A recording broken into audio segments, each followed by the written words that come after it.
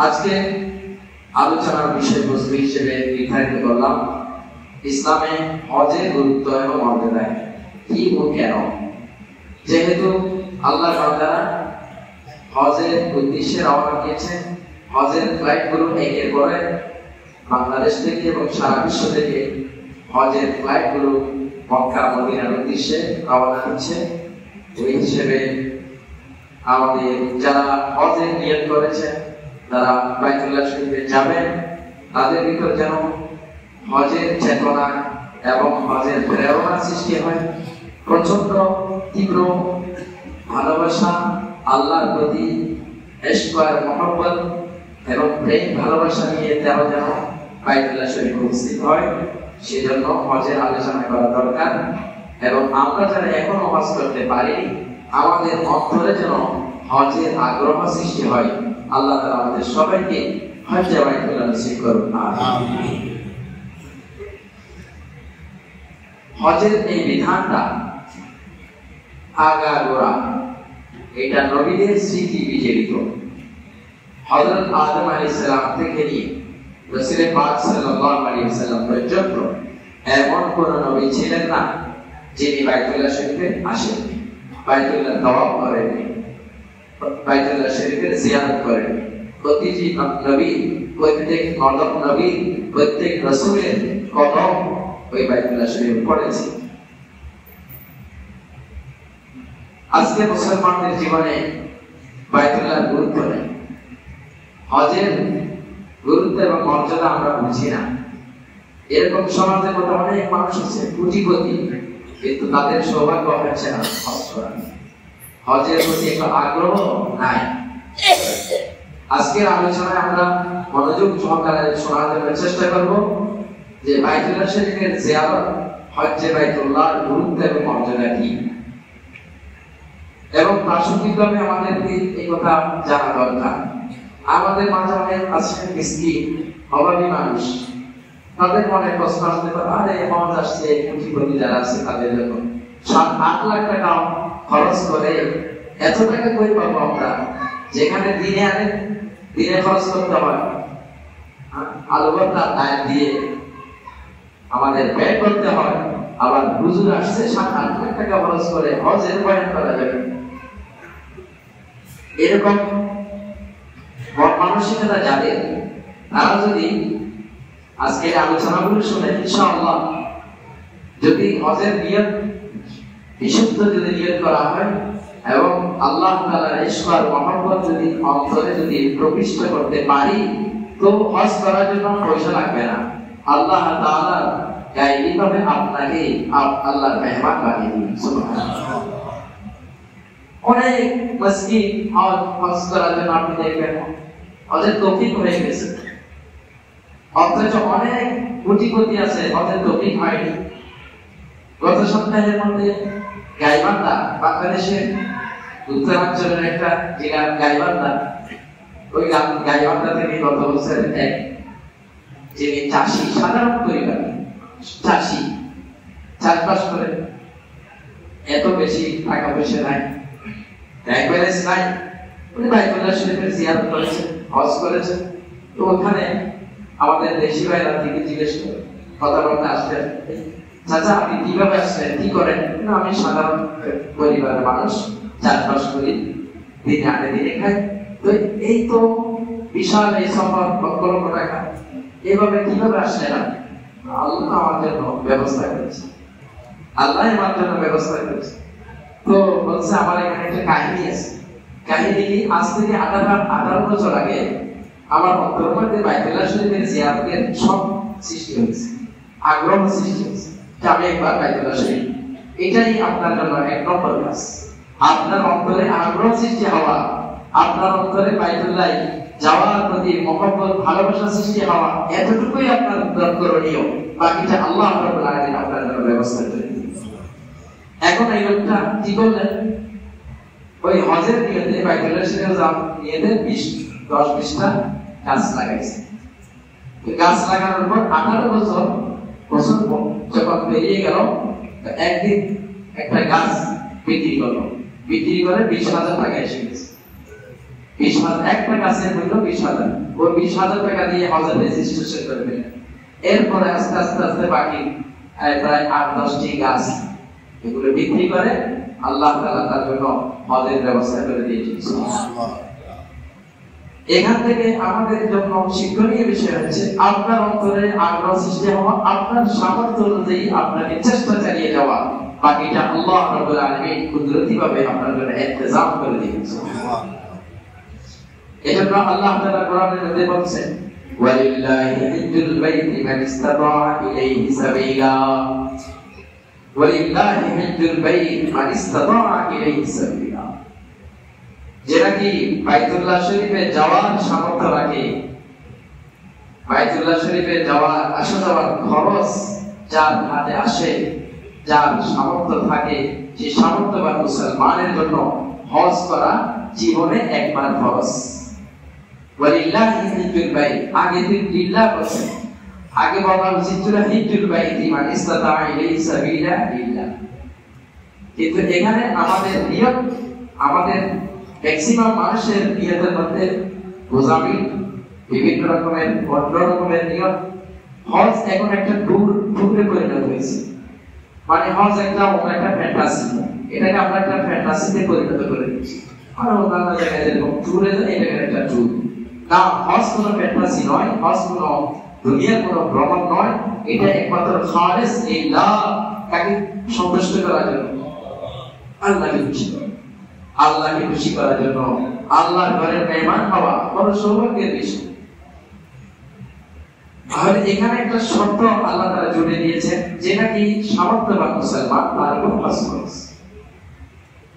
এখন সামর্থ্য বলতে কি বোঝায়, এই মাসালাগুলো অনেক মানুষ আমরা জানি না।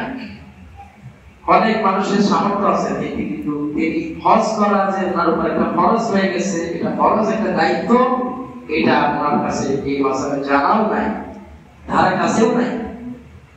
আমাদের সমাজে মনে করা হয় ব্যবসা বাণিজ্য তার করাবো, ছেলে মেয়েদেরকে বিয়ে শাদী করাবো, বাড়ি গাড়ি করবো, তারপরে শেষ বয়সে গিয়ে বাইতুল্লাহ শরীফে হাজিরা দিব। আমরা হজকে বিলম্ব করে, হজের বিলম্ব আমাদের মধ্যে, আমাদের এই ভারত উপমহাদেশে যৌবনকালে আমরা হজ করতে পারি না, অথচ হজের জন্য যে শক্তির দরকার, এই শক্তিটা মানুষের যৌবনকালেই হয়, এবং এই শক্তি খরচ করতে পারে মানুষ যৌবনকালে।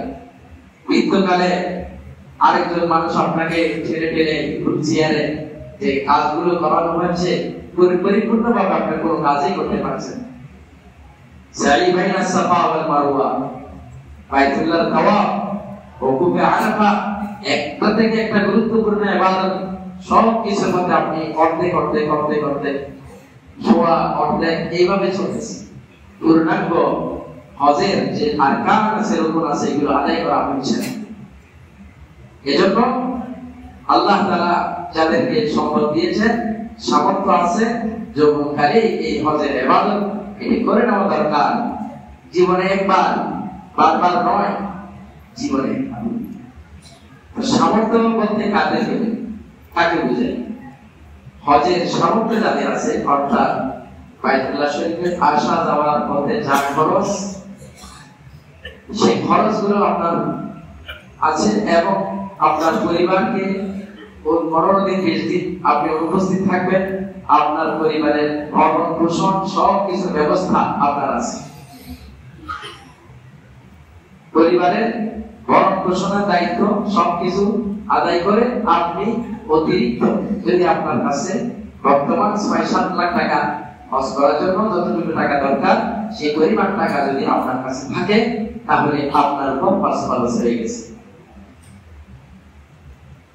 কিন্তু এখানে যদি আপনার এরকম ঋণ থাকে, যে ঋণ আপনাকে মানুষ আপনাকে বারবার টাকা দিচ্ছে, যে আপনার ঋণ পরিশোধ করার জন্য, তখন আপনার উচিত ওই ঋণ পরিশোধ করে দেওয়া। অনেকে আছে আমাদের সমাজে, যে আমি ছেলে মেয়েদেরকে বিয়ে শাদী করে, দিয়ে তারপরে বাড়ি গাড়ি করে, সব কিছু করে, তারপর আমরা আমাদের এরকম এরকম বিলম্ব করে হজ করা, তারপরে এক সময় এরকম হয়ে যায় শরীর আর কুলায় না, এরকমও হয়ে যায় টাকা পয়সা সব শেষ হয়ে গেছে। ওই সময়ের মধ্যে আপনার যে হজ করতে পারলেন না, আপনার জন্য আল্লাহ তাআলার একটা বাণী আপনাকে শোনাতে মন চায়। আল্লাহ তাআলা হাদিসে কুদসির মধ্যে আসছে, ইন্না আবদান সাহহাতু লাহু জিসমাহু ওয়া ওয়াসআতু আলাইহি ফিল মাঈশা তাবজি আলাইহি খামসাতু আওরাম লা ইয়াইদু ইলাইয়া মাহরুমুন। যে ব্যক্তি, আল্লাহ তাআলা বলেন, এই বান্দাকে আমি শারীরিক সক্ষমতা দান করেছি, শারীরিক সুস্থতা দান করেছি, আর্থিকভাবে আমি তাকে যথেষ্ট সচ্ছলতা দান করেছি। এরপর একের পর এক বছর, 2 বছর, 3 বছর, 4 বছর চলে গেল। এত কিছু করার পরও সে আমার বাইতুল্লাহ জিয়ারত করে নাই, করলো না। তাবজি আলাইহি খামসাতু আওয়াম, 2-4-5 বছর এভাবে চলে গেছে, বিলম্ব হয়ে গেছে। আল্লাহ লা ইয়াইদু ইলাইয়া, সে আমার কাছে আসে নাই, বাইতুল্লাহ জিয়ারত করতে আসে নাই, হজ করতে আসে নাই, উমরা করতে আসে নাই। লা মাহরুমুন, সে হতভাগা, সে হতভাগা, সে কপাল পোড়া। একজন ব্যক্তি টাকা পয়সা সবকিছু আছে, সামর্থ্য আছে, এরপরও সে যদি হজ করতে মন না টানে, তাহলে তাকে বুঝতে হবে আল্লাহ তাআলা তার ঘরের জন্য, তাকে আর ঘরে যাওয়ার জন্য আল্লাহ তাআলা রাজি। যেমন নাকি আমরা আমাদের ঘরে আমাদের যারা শত্রু আছে, যার সাথে আমার শত্রুতা আছে, যে আমার ইচ্ছুক, যে আমার শত্রু, তাকে যেরকম আমি আমার বাসায়, আমার ঘরে প্রবেশ করতে দিই না, আল্লাহ রাব্বুল আলামিন এই ব্যক্তিকে, এই হতভাগাকে আল্লাহর ঘরে আসতে দিচ্ছেন না। এটাই বুঝা যাচ্ছে হাদিস থেকে।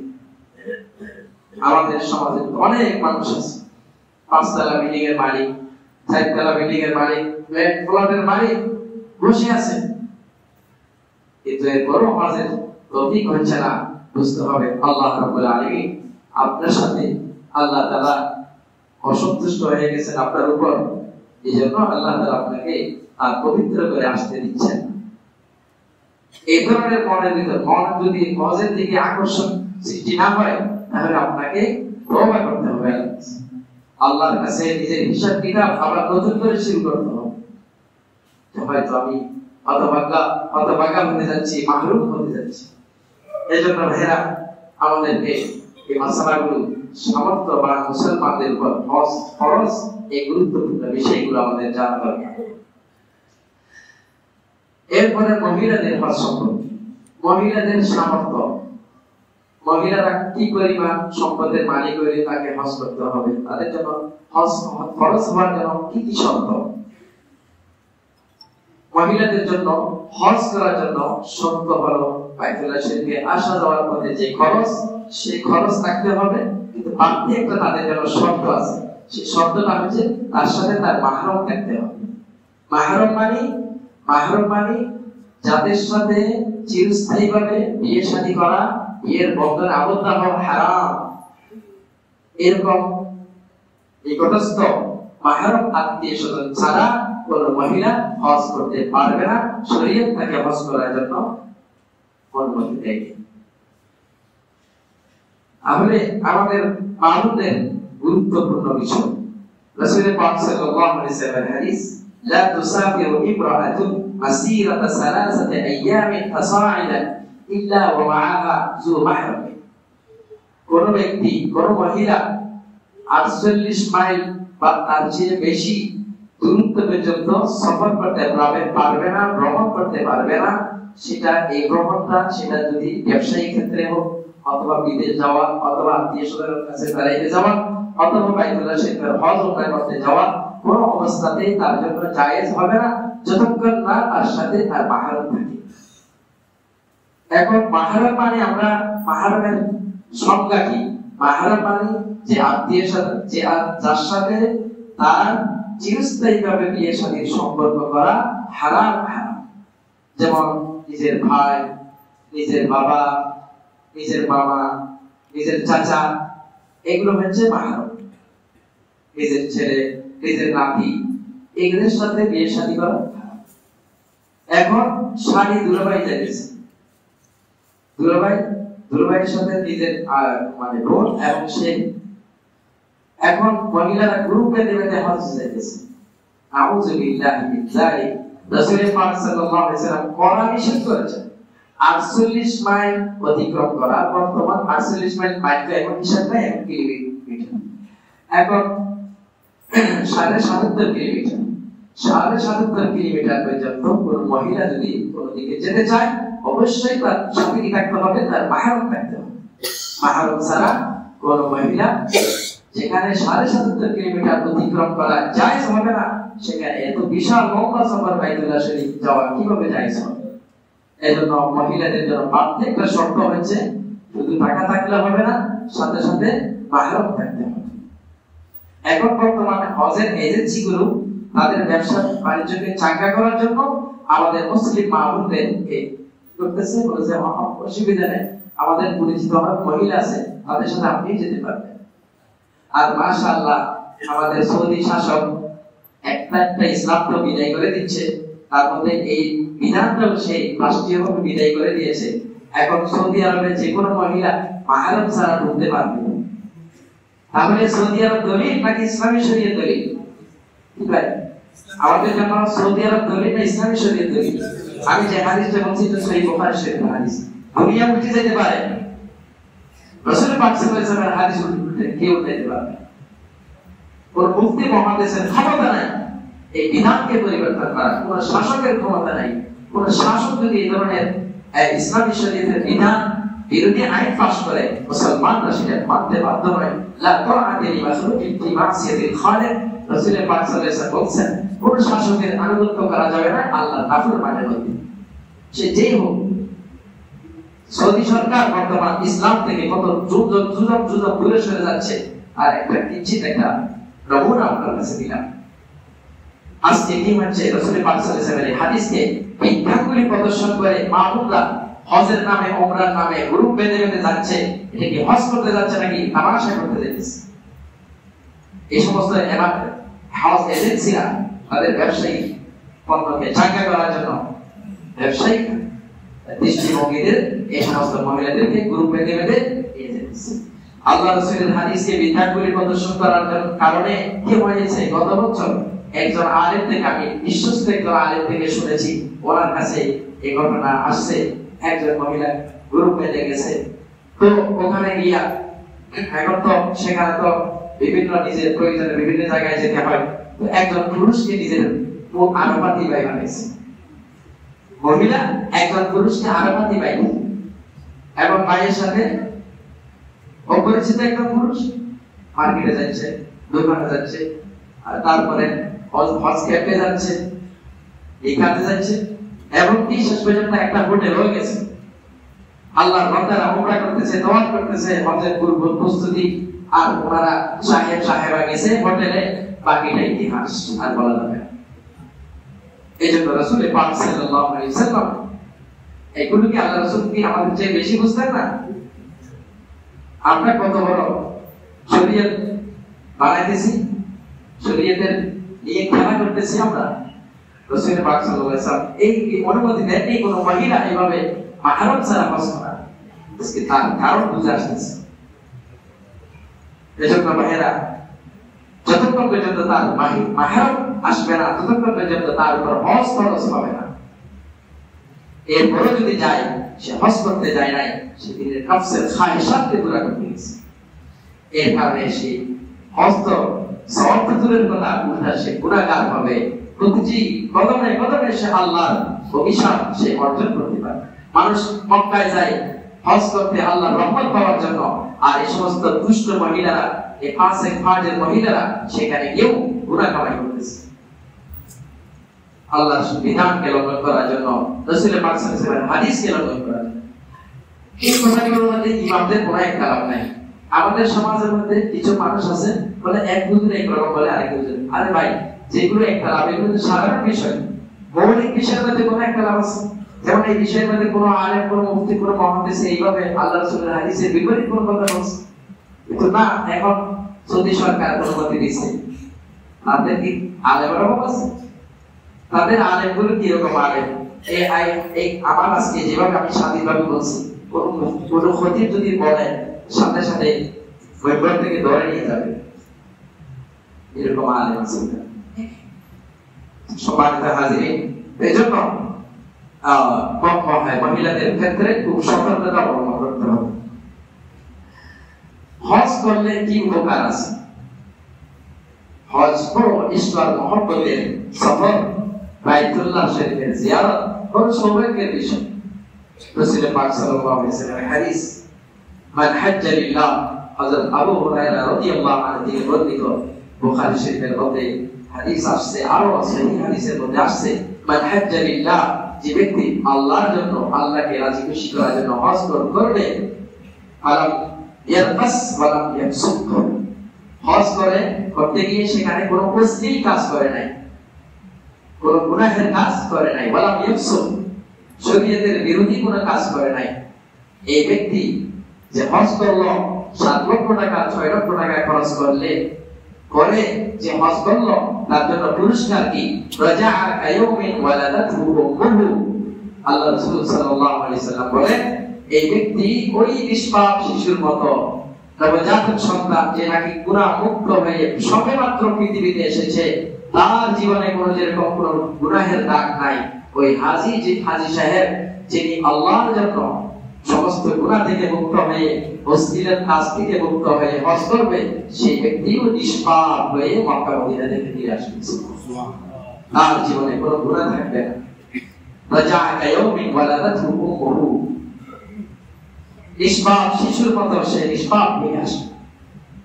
জীবনের গুনাহ মাফের জন্য হজ করতে হবে সামর্থ্যবান মুসলমানকে, কারণ এমন কিছু গুনাহ আছে যে গুনাহগুলো নামাজ দিয়ে মাফ হবে না, রোজা রেখেও মাফ হবে না, যাকাত দিয়ে মাফ হবে না। সেই গুনাহগুলো এত ভয়ঙ্কর, এত মারাত্মক, সেই গুনাহগুলো আপনাকে সাফা মারওয়ার পাহাড়, ওই পাহাড়ে ঘষে ঘষে গুনাহ মাফ করতে হবে। সেই গুনাহগুলো আপনাকে বাইতুল্লাহ শরীফের তওয়াফ করে করে মাফ করতে হবে। সেই গুনাহগুলো আপনাকে উকুফ আরাফায় নিয়ে মাফ করাইতে হবে। এমনিতে সেই গুনাহগুলো মাফ হবে না। এই জন্য রাসূল পাক সাল্লাল্লাহু আলাইহি ওয়াসাল্লাম বলেন যে আর কোন ইবাদতের ব্যাপারে কথা বলেননি, নামাজের কথা ইবাদত বিষয় আসেনি, রোজার কথা আসেনি, যে হজ কষ্ট করে আপনি হজ করবেন, লক্ষ লক্ষ টাকা খরচ করে, আপনার জন্য পুরস্কার হয়েছে আপনি যেদিন আপনি দেশে আসবেন, আপনার জীবনে মৃত্যু পরিমাণ গুনাহের কোনো কলঙ্ক কোনো দাগ পর্যন্ত থাকবে না। একেবারে নিষ্পাপ হয়ে, একেবারে ফ্রেশ হয়ে আপনি আপনার ঘরের মধ্যে আপনি প্রবর্তন করবেন। সম্মানিত হাজিরিন, আরেকটি হাদিসের মধ্যে আসছে, রাসূল পাক সাল্লাল্লাহু আলাইহি ওয়াসাল্লাম বললেন, ওয়াল হাজ্জুল মাবরুর লাইসা লাহু জাযাউন ইল্লাল জান্নাহ। আমাদের সমাজের অনেক মানুষ এখন আলহামদুলিল্লাহ আজকে অনেকেই হজের উদ্দেশ্যে রওনা দিবেন, দোয়া চেয়েছেন, আগামীতেও যাবেন, এবং সবার জন্য এই হাদিস খুব ভালোভাবে, খুব মনোযোগ সহকারে শোনা দরকার। আল্লাহ রাসূল সাল্লাল্লাহু আলাইহি ওয়াসাল্লাম শুধু হজ করার ব্যাপারে বলেননি জান্নাতের গ্যারান্টি, শুধু হজ না, ওয়াল হাজ্জুল মাবরুর, হজ্জে মাবরুরের বিনিময়ে কি? লাইসা লাহু জাযাউন ইল্লাল জান্নাহ, হজ্জে মাবরুরের প্রতিদান জান্নাত ছাড়া কোনো কিছুই নয়। অর্থাৎ হজ্জে মাবরুর যার সৌভাগ্য হবে, আল্লাহ তাআলা দুনিয়াতে তার জন্য জান্নাতের সিট বুকিং করে দিবেন, জান্নাতের সিট বুকিং হয়ে যাবে। এবার হজ্জে মাবরুর কি? যেমন আমাদের এখানে অনেক কাফেলা নাম আছে না, আল মাবরুর হজ কাফেলা, এটা হাদিস থেকে নেওয়া হয়েছে। হজ্জে মাবরুরের ডেফিনিশন কি, সংজ্ঞা কি, কাকে বলা হয় হজ্জে মাবরুর? হজ্জে মাবরুরের সবচেয়ে চমৎকার সংজ্ঞা দিয়েছেন হযরত হাসান বসরি রাহমাতুল্লাহি আলাইহি, যিনি 500 সাহাবী থেকে ইলম হাসিল করেছেন, 500 সাহাবীর সাথে সাক্ষাৎ করেছেন। সবচেয়ে বড় একেবারে প্রথম ক্যাটাগরির তাবিঈ হচ্ছেন হাসান বসরি রাহমাতুল্লাহি আলাইহি। বলছেন যে হজ্জে মাবরুর হচ্ছে যারা অনেকে হজ করে আসবেন তাদের জন্য। তিনি বলছেন আইয়ারজা যাহিদান ফিদ দুনিয়া রাগিবান ফিল আখিরাহ, হজ করার পরে, বাইতুল্লাহর হজ করে, তাওয়াফ করে, সাই বাইনা সাফা ওয়াল মারওয়া করে, আরাফা ময়দানে উপস্থিত হয়ে মিনা মুজদালিফায় গিয়ে যা যা ইবাদত করে আসবে, আসার পরে যখন সে দেশের উদ্দেশ্যে রওনা দিবে, আর অন্তরটা কিরকম হবে? যাহিদান ফিদ দুনিয়া রাগিবান ফিল আখিরাহ। এবার এখন থেকে তার দুনিয়ার লোভ লালসা সব চলছে, দুনিয়ার দিকে তার কোনো আকর্ষণ নাই, তার একমাত্র আকর্ষণ আখিরাত, তার একমাত্র আকর্ষণ হচ্ছে আল্লাহর সাথে সাক্ষাৎ করা, আর একমাত্র দিনের তামান্না, দিনের আশা ভরসা সবকিছু আল্লাহকে কেন্দ্র করে। আল্লাহর ইশক আর মহব্বত, প্রেম আর ভালোবাসা নিয়ে সে যখন দেশে আসবে, সব জায়গায় সে বলবে না না, এই দুনিয়াতে আর থাকার জায়গা না, এখান থেকে চলে যেতে হবে। কারণ হাসরের ময়দানের দৃশ্য আমি দেখেছি আরাফার ময়দানে, হাসরের ময়দানের দৃশ্য আমি দেখেছি বাইতুল্লাহ শরীফের আঙ্গিনায়। সাদা শুভ্র মানুষগুলো সবার লেবাস পোশাক এক, লাদা বাদশা ধনী গরিব সব একাকার হয়ে গেছে। হাসরের ময়দানে যেরকম ধনী গরিবের কোনো ব্যবধান থাকবে না, হাসরের ময়দানে যেরকম সাদা এবং কালোর কোনো ব্যবধান ডিফারেন্স থাকবে না, সেরকম একটা দৃশ্য আমি দেখেছি বাইতুল্লাহ শরীফে। আমি সেই দৃশ্যটা দেখেছি আরাফাতের ময়দানে। তার অন্তর আখিরাতের দিকে এরকম হজ যদি করতে পারেন, এরকম হজ যদি আমাদের তৌফিক হয়, সেই হজের কে বলা হয়েছে হজ্জে মাবরুর। সেই হজের পুরস্কার ঘোষণা হয়েছে লাইসা লাহু জাযাউন ইল্লাল জান্নাহ, জান্নাত ছাড়া আর কোনো পুরস্কার নাই, অর্থাৎ জান্নাতের সিফাত জন্য আল্লাহ তাআলা দুনিয়া থেকে বুকিং করে দিলেন। সুবহানাল্লাহ। হজ তো হাজার হাজার লাখ লাখ হাজী সাহেব আসতেছে। কয়জন মানুষের অন্তরে এই আগ্রহ সৃষ্টি হয়েছে, কয়জন মানুষের অন্তরে এই চেঞ্জ আসছে, কয়জন মানুষের ভিতর আখিরাতের প্রতি ধাবিত হওয়া, দুনিয়াকে ছেড়ে দেওয়া, দুনিয়ার ঈশ্বর মহব্বত ভালোবাসা এগুলো থেকে বিচ্ছিন্ন হয়ে মসজিদ মুখে হওয়া, পরকাল মুখে হওয়া চাই। এছাড়া যদি এই ধরনের আগ্রহ সৃষ্টি না হয়, তাহলে আপনার হজ হজ্জে মাবরুর হবে না, আপনার জন্য জান্নাতের পুরস্কারও কোনো গ্যারান্টি নেই।